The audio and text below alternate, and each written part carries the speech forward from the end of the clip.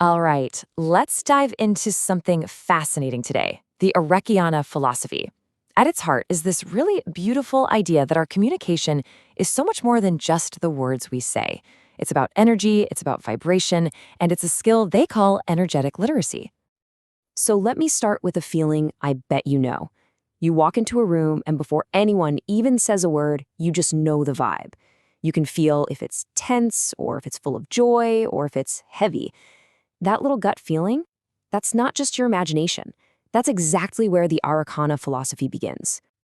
And this leads us to one of its core teachings, the idea that the most powerful part of a conversation isn't the talking, it's the silence between the words. That's where the real connection, the real healing happens, in the pause. Okay, so what is this feeling, this intuition? Well, the Arreqa philosophy actually gives it a name and a framework. So let's get into our first section, the language beyond words. This central idea here is something called energetic literacy, or in their words, kianuva serene. And what this really means is learning to read the entire message someone is sending. You're not just listening to their words, you're paying attention to the truth in their tone of voice, their breathing, their posture, even the energy field or aura that surrounds them. It's the whole shebang. Okay, so if we can learn to read this energy, what do we do with it? How does this actually help anyone? Well, that brings us to our next big idea, which is really powerful, healing as resonance.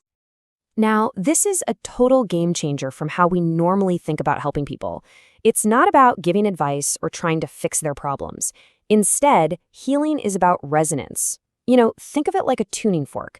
If you have one that's vibrating frantically and you bring a calm, steady one next to it, the first one will naturally start to slow down and match the calmer frequency. That's the idea. And get this directly connects what's happening inside of you to the impact you have on the outside. The teaching says that every single one of your thoughts and feelings has a specific vibrational tone. So your honesty, your sincerity, it literally colors the energy you're putting out there. When you're authentic, you send out a clear, beautiful signal. So how in the world do we actually develop this skill? Because it's not just some abstract concept. It's a real art form you can practice. So let's get into the nitty-gritty, the 3 stages of mastery. In our third section, the art of listening. It really breaks down into 3 levels. The first is just listening, Kiara Namarin, which is simply learning to perceive that emotional energy underneath what's being said. Then you move to attunement, or Shagven Levelin. This is where you gently match their energy, not to copy them, but to create a sense of safety and trust. And the final stage?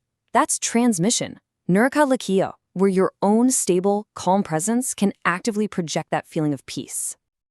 And when you truly master that last stage, you reach a state they call Kuyanura, or the silent transmission. And this is the ultimate goal, right? To get to a place where your inner calm is so profound that your presence, all by itself, becomes a healing force in the world. No words needed. But this skill isn't just for, calming down a friend or reading a room.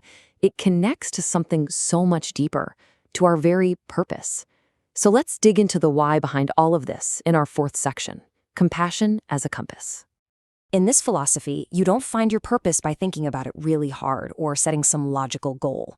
It's the other way around. Your purpose finds you. It's this magnetic, resonant pull.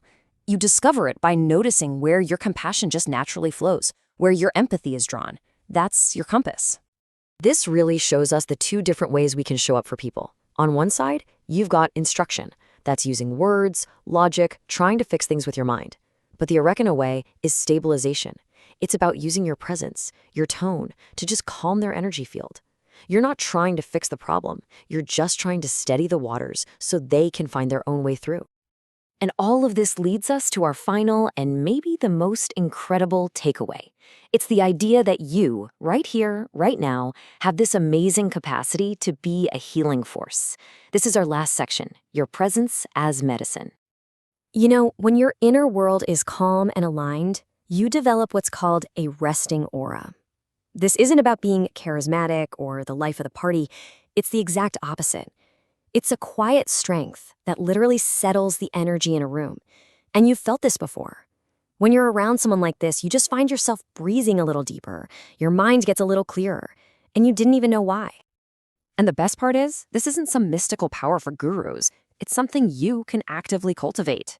You can try simple things like heart breathing, where you imagine sending warmth out from your core, or tone baths, just humming a single note until you feel in tune with your surroundings.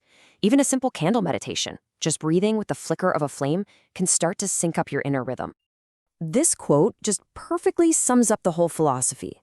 Your job isn't to be a repair person for other people's souls. Your job is to become a clear, calm mirror. By holding that space, you give them a chance to see their own light, to remember the wholeness that was always there, just hidden under the noise.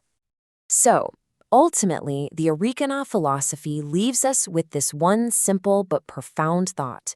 Whether we know it or not, our presence is always communicating something. It's like a prayer we're constantly sending out into the world. So the question is, what is yours saying?